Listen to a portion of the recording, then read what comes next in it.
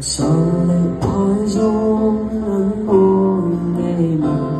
người vui luôn đi vì mỗi căn sự phật và mercy tên em một ăn thuốc thay lâu mong ấy được già nung in năn sự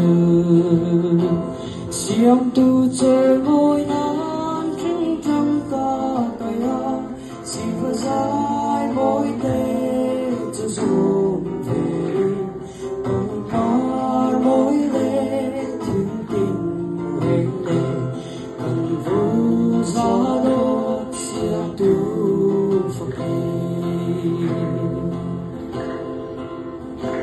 dì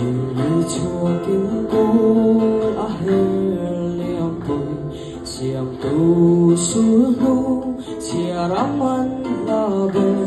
như lâu na chiết na thiên kim minh bê a hay để roa lem lê dung ra ma pha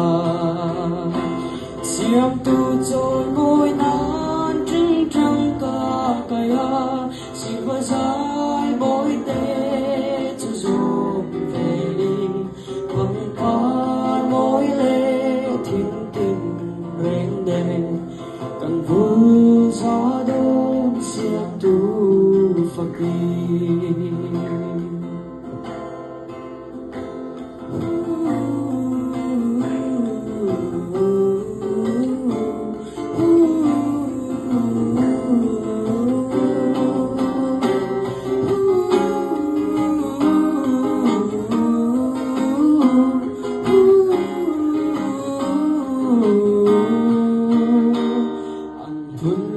tu ni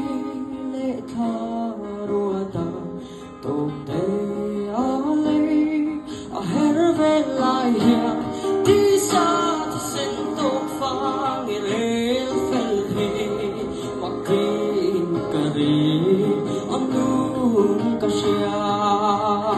siam tu trôi môi nan trưng trăng ca kaya si va dài mỗi tê cho dòng về quăng qua mỗi lệ thiên tình rèn đê cần vơ gió đón siam tu phật đi siam tu rồi mỗi nan trưng trăng ca kaya si va dài mỗi tê cho dòng về quăng qua mỗi lệ thiên tình rèn đê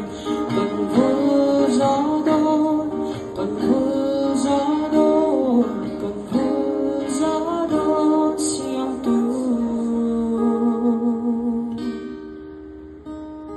phật